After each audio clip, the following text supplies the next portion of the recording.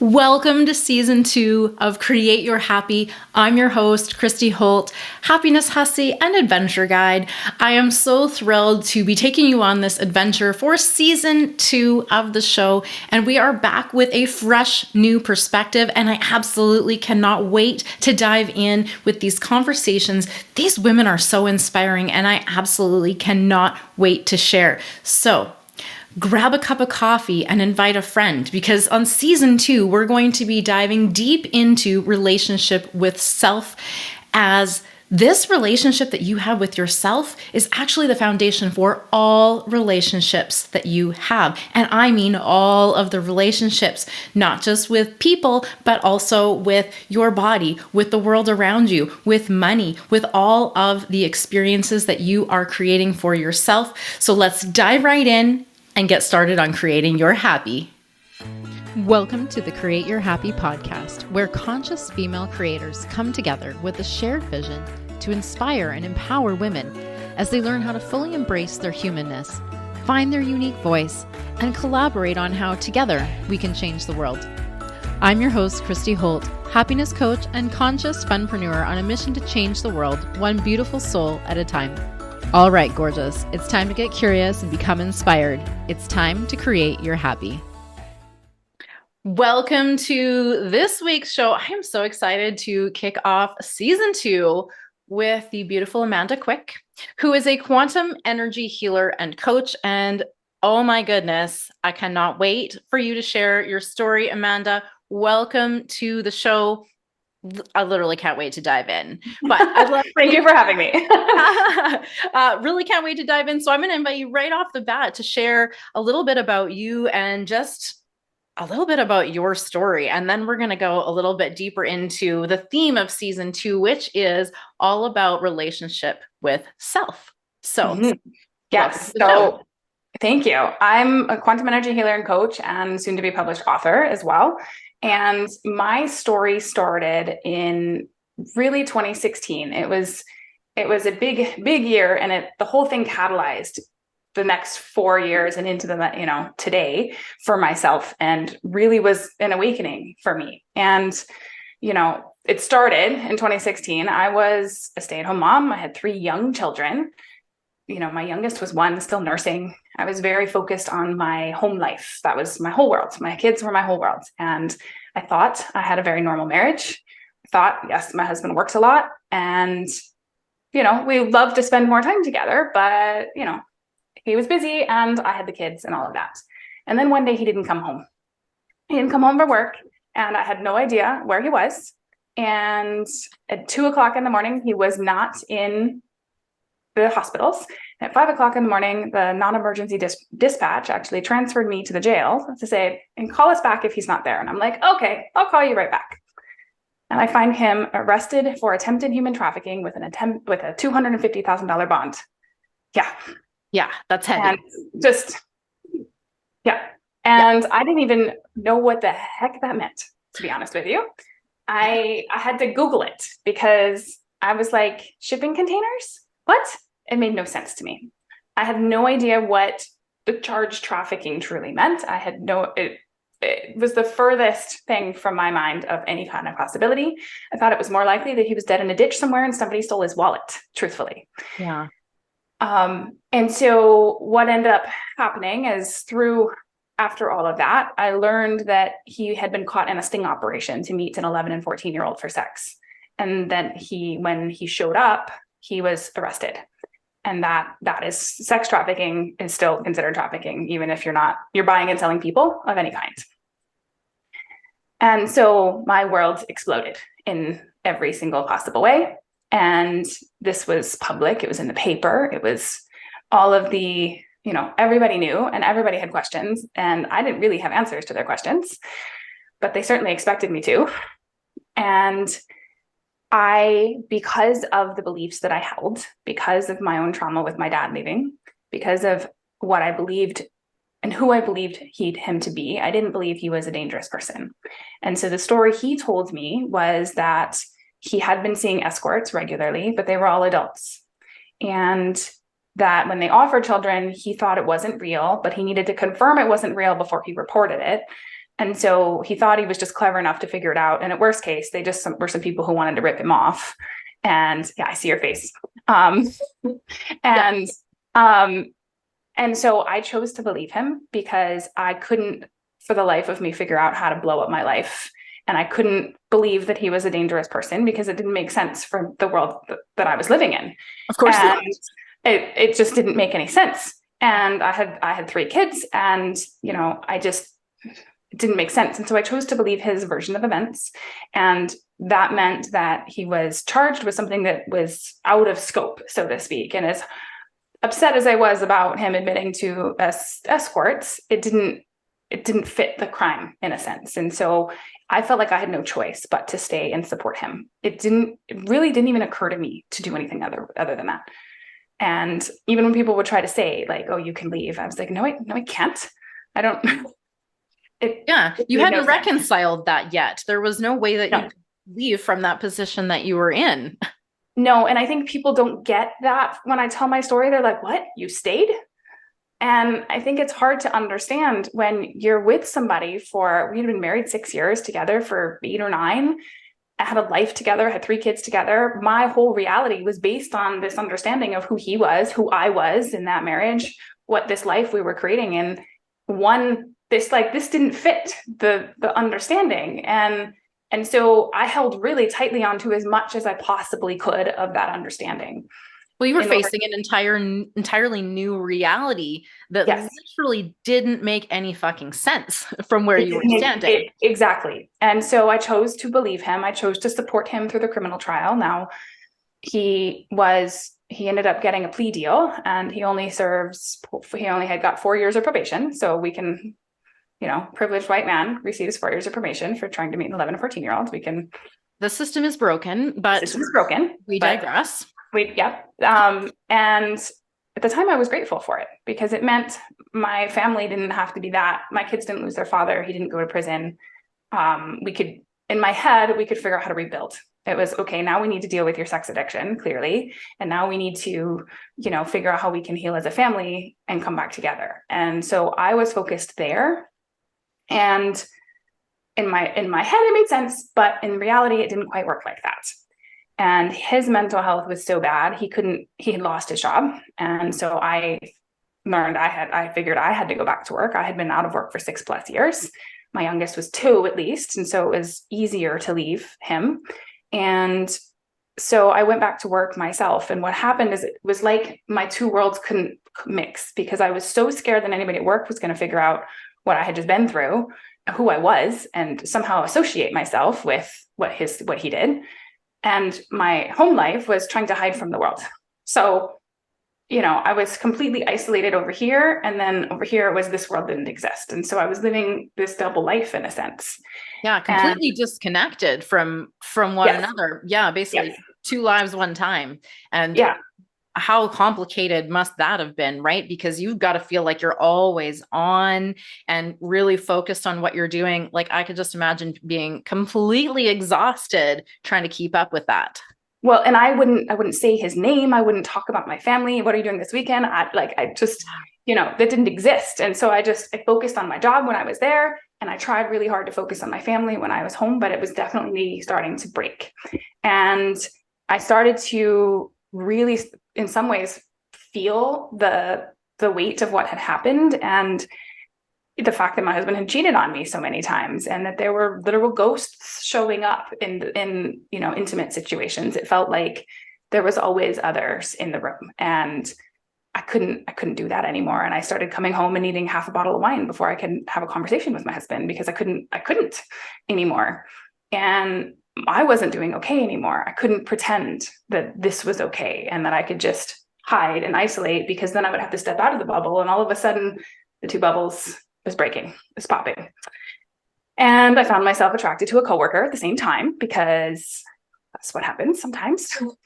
And, somebody who seek comfort when we're really uncomfortable. We seek comfort, and humans like to seek comfort in all kinds of different ways. Right. And it's not, there's absolutely no judgment on this part. We're doing what we can to keep ourselves safe and alive, whatever definition of safe and alive is for us in the moment, right? And it does not always look healthy. Looking back in retrospect, we can be like, oh shit, yeah, no, that was probably not the best choice for me, not the best choice for my highest good. But well, and I remember telling myself, like, Amanda, you're really going to blow your life up even more, really? And I was like, yep, that there's a force outside of me in charge here. And I can't, it was magnetic. I couldn't stop it. And he was the first person I could tell at work that what was actually going on. And so it's all of a sudden I had to do that. So I decided I wasn't going to cheat on my husband like he had done for me. And I was going to tell everybody. I was just going to come out in the open and say, this is what I'm going to do. And I did. And he was not happy with me, of course. But he also pulled at every part of my own mom guilt and said, well, I'm going to stay in the house and you can go do what you want. And we'll just keep things normal for the kids, which was, obviously what I thought I wanted to hear at the time, but it added a whole level of complication. Because now here I was dating a coworker, living with my spouse who was on sex offender probation while I had 3 kids also at home. Just a smidge complicated. Just a little bit of a few balls for sure. Just right. Well, also, going to work every day and doing all of that. But that relationship, honestly, as weird and complicated as it was, gave me a sense of freedom and gave me a sense of fun and joy again that I hadn't experienced in years, because I had been mom and wife for so long. And then I was the glue that could hold this crazy situation together. And experiencing something beyond that, when we talk about self-care and self-love, I didn't know what I was doing at the time, but that's what I was actually doing. I was taking care of me in a way that I had not allowed myself to do. I was putting me first above my kids in some sense, because it was confusing as hell for everybody. But it meant I got to go on road trips and go to music shows, and I got to have this breath of fresh air in a different way. And so, as that relationship progressed, it got weirder and weirder. And eventually I got promoted. So I was going to be his boss. And I went, okay. Okay. So I broke it off because I needed to refocus. And my husband said, oh, it's time to get back together. And I went, no, we're not going to do that. And he got upset. And then he decided he wanted to file for divorce because he wanted to be able to kick me out of the house. And he started to push his weight around and decide he was going to be the primary parent. Now, he was on probation as a sex offender, which meant he couldn't go to the kids' schools. He couldn't go to their activities. He couldn't be around other children, but he was going to claim he was a primary parent and I needed to move out. So we started to get the legal system involved, and things got even messier because he very much believed that I was the problem. I was the one who caused this. He wanted to make the marriage work. And so I was the one doing the bad things. Never mind why or what happened to lead up to it. No, that's not important. We don't need to talk about those things.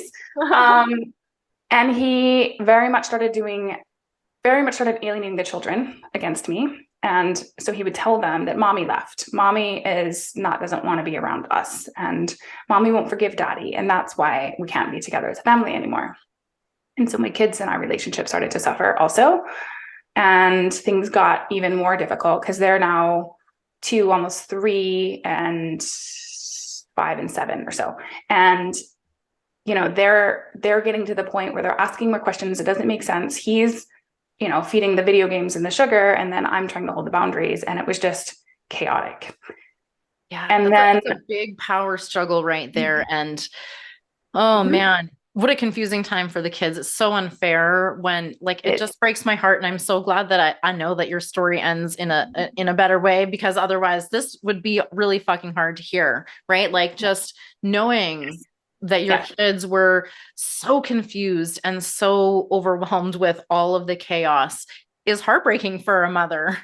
It is. And, especially when we're the kind of mother who, had natural birth, had breastfeeding for, 2-3 years, co-slept, stayed home, put everything aside. I literally fed and created them for my body, and then to have them rejecting you when they're very young to say, no, I want to go to daddy's because this and this and this. And it got to the point where they were physically violent with me to come to my house. It got that bad. And I started to really feel like there was more going on in that house that I could really understand, because the energy behind what they were doing was it didn't make sense. And I knew who was the cause of it.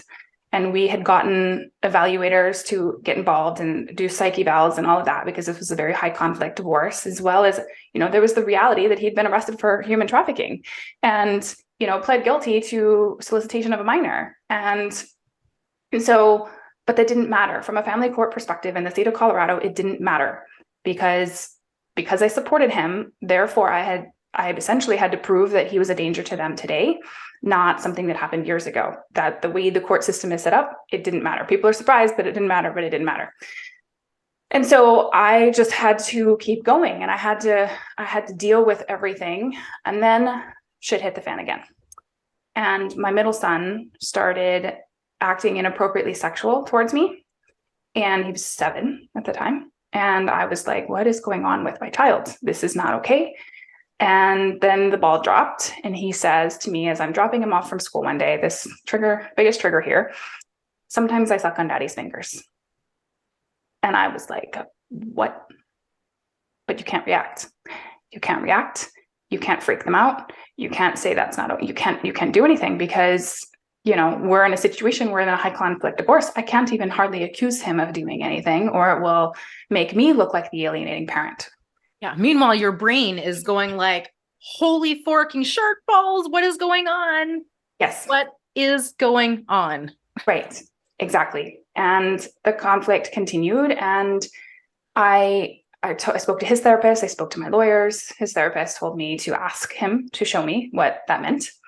And I did. And it's as bad as you would expect.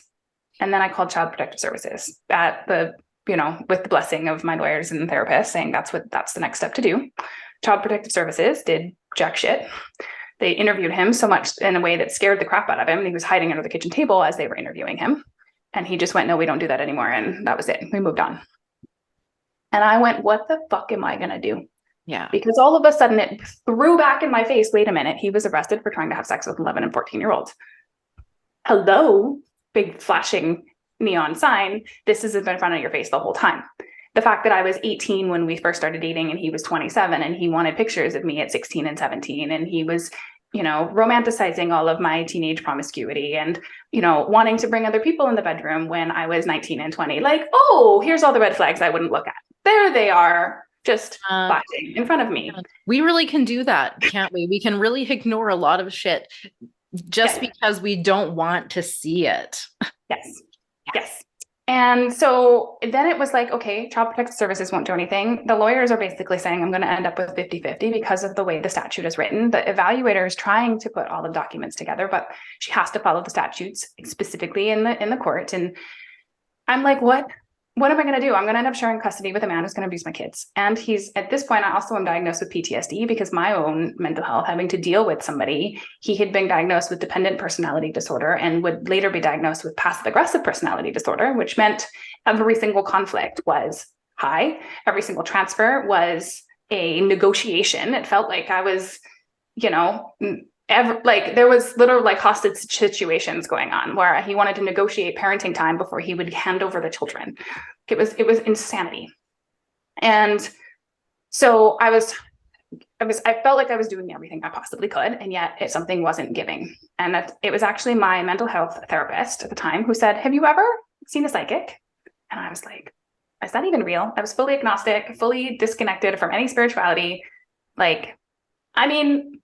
Okay, I'll try anything at this point was really where I was at. And when I went to see this lady, she was reading a past life of mine where 500 years ago, we were together and he was physically violent at the time. And he had basically threw me down the stairs and killed me in front of the children. And the way as she was telling the story, my whole body could feel the fear from that moment. And I understood in that time why I was so scared of him. He'd never physically laid a hand on me. Why was I so scared of him? Why was the mental and emotional abuse so terrifying for me? And I got it. And I understood that I was holding on to fear that wasn't this lifetime fear. And I was repeating this pattern because as she was telling me all the thoughts in my head about why I couldn't leave and why I had to stay with him, she was literally saying, even though she didn't know me the last couple of years. And so I was like, oh my God, this is real. Oh God, now what? How do I get through this? How do you help me? And she says, you must choose. you have to choose right now because some part of you is still holding on to this. I still wanted him to get better. I still wanted my family back together. I still hoped that one day things could be different. I hated that we were in this situation. And because I was holding on to that trajectory in any way, shape, or form, I was giving it energy. And I wasn't allowing only one possible outcome to be what happens. I wasn't allowing myself to say the only possible outcome is safety and security for myself and my kids. And that means that he really can't be around because you weren't allowed to say that. Yeah. And she's like, so you must choose. And I was like, okay, I choose. She's like, no, you have to choose with everything. And I didn't understand anything about energy at the time. But what I did in that moment was a huge collapse. I collapsed all of the emotions, all of the trajectories, all of the akashics, all of it. And I said, okay, I'm done.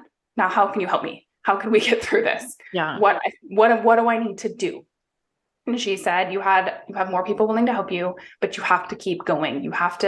There's more available, but you have to literally ask everybody and anybody. And that's what I realized is everybody knows somebody. And I couldn't hide anymore. I couldn't not talk about it anymore. I had to go bigger. And so I left and I found a coworker that had a connection who worked for ICE, who put me in touch with Homeland Security, who got me in touch with the arresting officers. The district attorney unsealed the case file so I could truly see what happened back in 2016. And if there was any question before, there wasn't anymore. I was able to I started recording my own kids. I started to get more data from them. I started really getting my evidence, so to speak, in order. And every time something didn't happen, it went my way, I went, okay, there's more than I need. Something else needs to happen, and then I will get it. And I couldn't fail if I didn't stop. And I just had to keep going. And it was 6 weeks after that meeting with the psychic that we had our final divorce hearing. And my stack of evidence was like a 3-inch thick binder with recordings, with all the things. And he had like 2 stapled pieces of paper. And it was the fight of my life, standing up in court, speaking my truth, standing up for myself and my kids. And on March 3rd, the day before my birthday, the divorce order was put through, and she drastically reduced his time and gave him one last chance to do a giant set of things, which he had refused to do before. And if he didn't do those things, he was only going to be allowed supervised visitation. He had 6 weeks to comply. And if he did those things, he might get some parenting time. And he did not a single one. And so 2 weeks before the pandemic hit, I got my divorce. And we were, quarantined for a while. They saw him a couple of afternoons for a few weeks. And then last time we heard from him was April of 2020.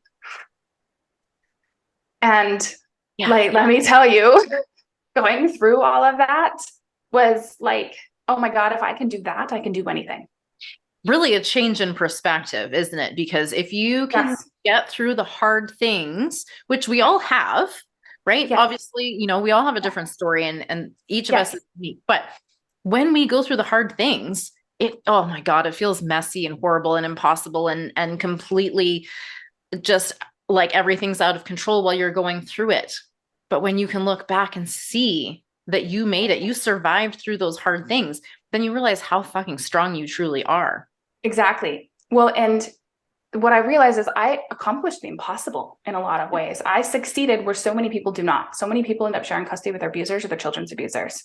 And the fact that I got more than I even asked for by just holding on to this idea of safety and security, I created an entirely different reality for myself and my kids. And it sent me down this spiritual journey of, okay, well, if she can do it, I can do it too. Let me learn how this all actually works, because now I believe, okay. And I needed to understand how much power we truly have. And that's where, I've been doing the last couple of years is just deep diving into, higher levels of consciousness and really trying to understand this matrix of reality we live in, because we all have so much more power than we have any idea of. Yeah, we really truly do. And a lot of us have just forgotten that actually what we're doing is creating our own experience of reality. And it's very easy as humans to brush that off and to, blame something external to us if things don't go well. I mean, nobody wants to be wrong these days. We all want to uphold our status of being perfect and right and good enough. And so anything that challenges us in any way, we're like, no, no, I don't want to look at that. I don't want to deal with that. I don't want to know that I might be wrong.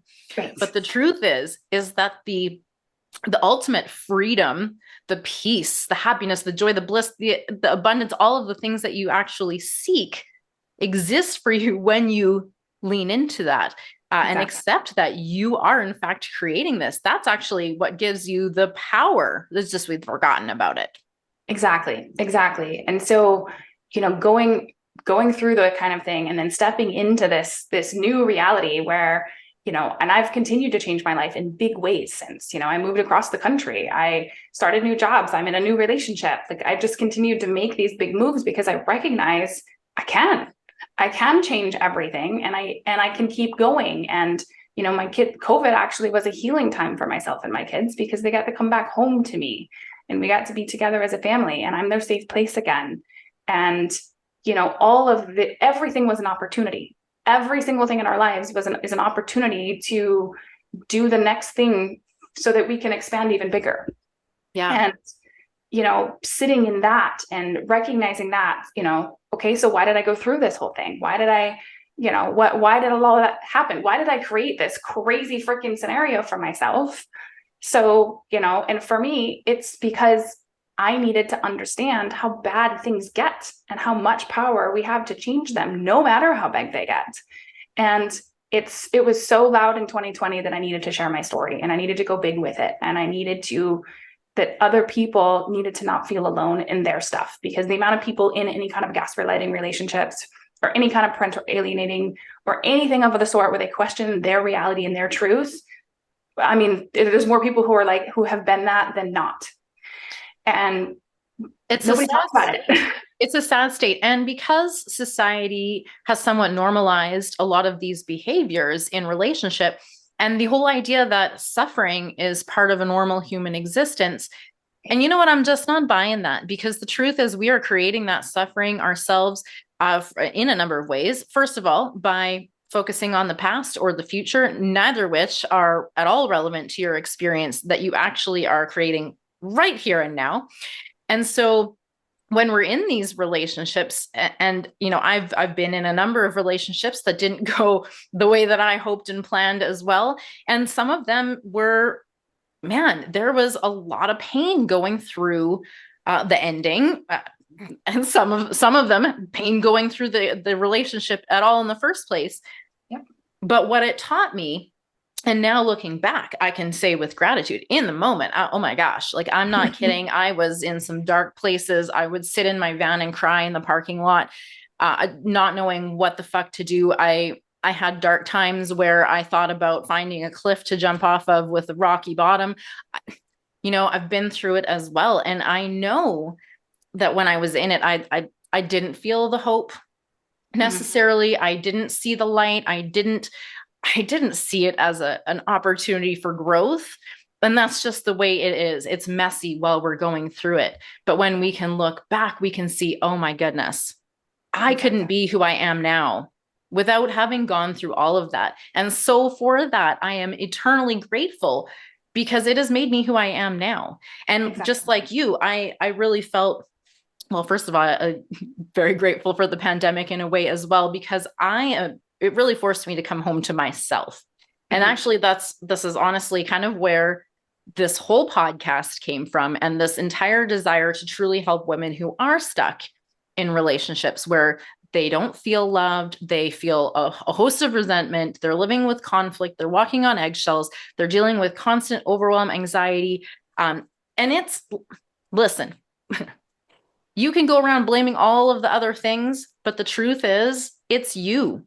It's you creating it. And so until you make that shift, which is what this season is going to be really all about, because it's easy to be distracted. And that's what it is. Everything else is a distraction. It's really an illusion. The truth is that you get to decide. You may not get to change the story. The story is the story. And you can't go back in time and change the facts, but you can change the way that you're talking about it. You can change your story, right? And in that way, you can go from victim to victor. And you can change the outcome when you do it, when you do that, when you focus on what you have created and what the potential is and how the story is going to be told, you change the outcome entirely.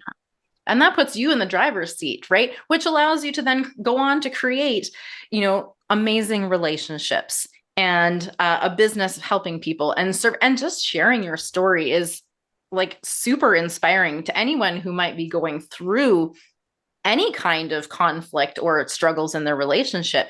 To see others have gone through it and came out not only okay, but thriving and better and in more, with more love and grace and happiness for themselves is truly inspiration.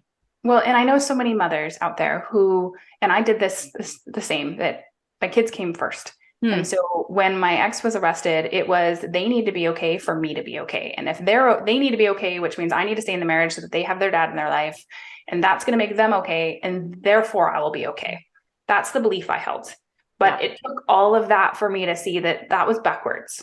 I needed to realize that I needed to be okay first. I need to take care of me first, and then they will be okay. And I needed to be safe. I needed to be thriving in order for them to thrive. And that's really what the last 2 years have shown me, because we've had a ton of change. We've had a ton of things happen in the world, but my kids are better than they've ever been. And that's because I'm better than I've ever been.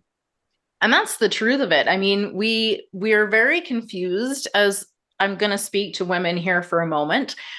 I mean, the show is for women, so I feel like we're in the wheelhouse here. But specifically women, we really feel like this pressure to nurture and give and put everyone else first. And it's founded on people-pleasing tendencies, where we think that we've got to do this to keep everyone else happy.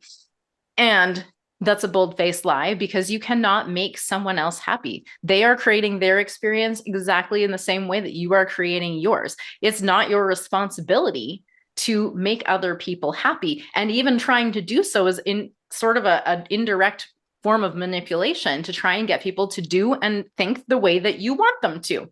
So now that we've busted that wide open, very much so. Very much right in there, digging right in there. And then we've got this whole good girl paradigm thing where we've been taught that we're supposed to just care for other people and put them all first. And that's why when we become moms, often we suffer from what I call just a momitis. I'm in someone's phone as so-and-so's mom. I don't even have a name. I'm sure I am too, right? Like, right? So the kids are everything. And yes, okay, my kids are my everything. However, I cannot love them to my fullest capacity if I'm burnt out, worn down, and, not caring for myself. And, the oxygen mask thing is way overdone, but I'm just going to say, you can't pour from an empty cup. You have absolutely got to care for yourself. And let's flip the paradigm on selfish being a bad thing, because it just means that you are putting your needs at the forefront so that you are your best version of you. And since we're all doing this because we just want to nurture and love and give, that actually gives you the most abundance from which to do all of that. And it gives you the energy that you need. It gives you that love to overflow and give to others. And so we go first because that's the way to do it, right? I mean, I've said that putting myself first was actually the most unselfish thing I've ever done in a lot of ways, because it meant that my kids had me, and that's what they needed. And if you're not okay, your kids cannot be okay. And that was it was a big lesson. It was a hard lesson, but I got it. And anytime I even slightly get sucked back in there, I'm reminded how important it is to ask for support, to put yourself first, to do the things that are fun for you, that it's not all about your kids. It can't be. And putting yourself first, like you said, I just want to really reiterate, because this is such a crucial piece. Putting yourself first allows you to be able to give in the best capacity. So be a little bit selfish. Do the things that you love to do, the things that light your soul on fire, because those are going to actually give you more to give, right? Absolutely. They're going to fill you. And then from this abundance of all of the love and compassion and fulfillment that you have, man, you just become a power force, right? And for me, that was a very similar point too, where I realized I had been staying for my kids, quote unquote, And when I realized that actually I was teaching them some pretty shitty things about what we should do to take care of ourselves, right? I was in a way showing them that my needs come last. Yeah. I was showing them that uh, unhealthy Right. We normalize those conversation unhealthy relationships when and we conflict, was normal, Yes. and being selfless was and perfect and pleasing other people was kind of the target to go for. That's because that's what I was believing at the time. But as I started to unpack it, I realized, okay, first of all, holy shit, this is me doing this. This is me creating this. And I realized we're co-creating. So, anyone listening, we are co-creating. You're not the only one. It's not like fantasy world out there, but your experience of it, oh yeah, that's on you, baby, because you're the one creating that with your beliefs, your perceptions, and your expectations and judgments too, right? 100%. So really, we can change our experience by tackling those things, right? By releasing the judgments around the things.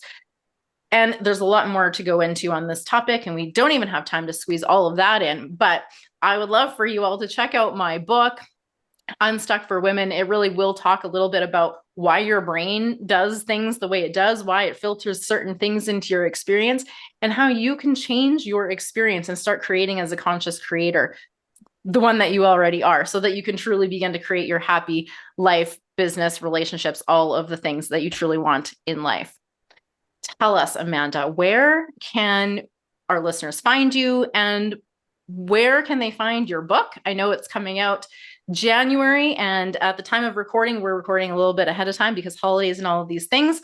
But I think that by the time this comes out, we should have your book available. So tell us where we'll be able to find that, and anything else that you want to share with our listeners today. Sure. So the sextraffickerswife.com is the website for the book. And depending on whenever this comes out, that will have links to buy it. It'll be all over the Amazons for sure.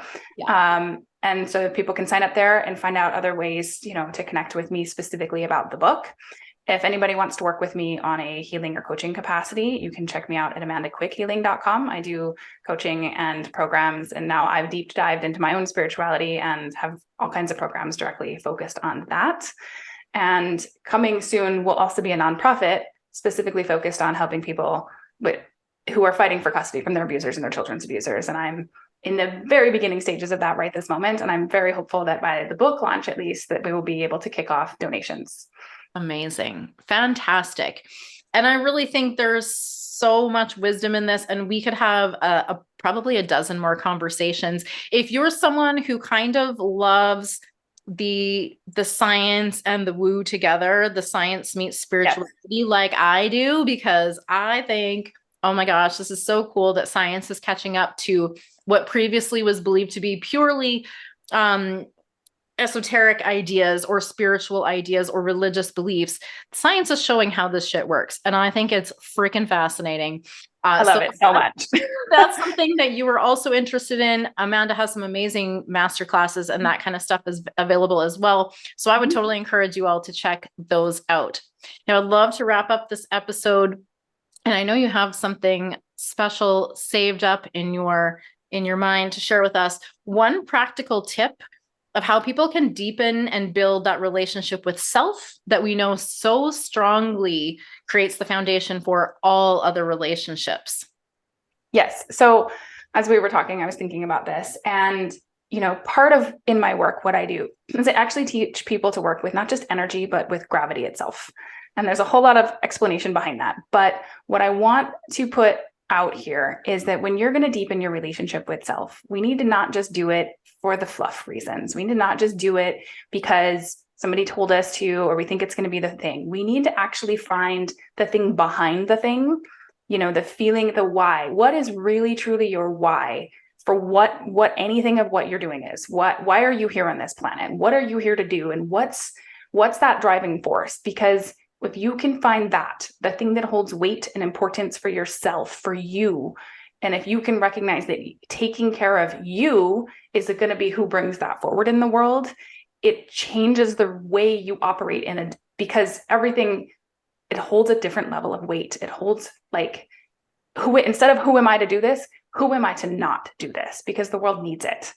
And so I want to just offer, if you can find that why and you can really anchor that into who you are, and that taking care of you and putting you first is the way that is going to come out into the world, everything changed. And it changes like that.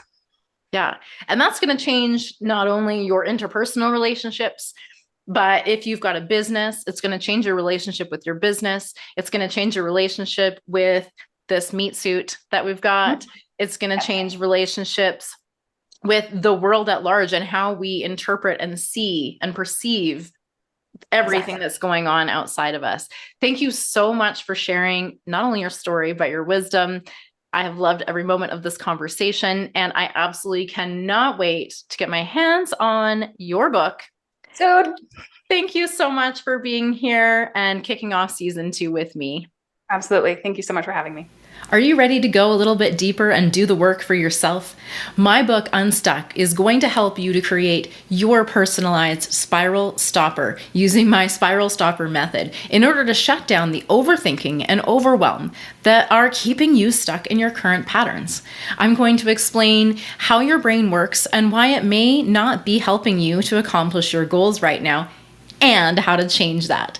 So if you haven't had a chance yet, head on over to my website at gtfu.ca and figure out how you can get the fuck unstuck starting right now.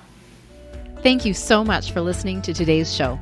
I trust you were inspired to take back your power and create your happy. If you enjoyed this episode, please subscribe, leave a review, and share the show with women in your life who could use a little extra inspiration today. If you'd like to connect with myself and or today's guest, you can find those details in the show notes.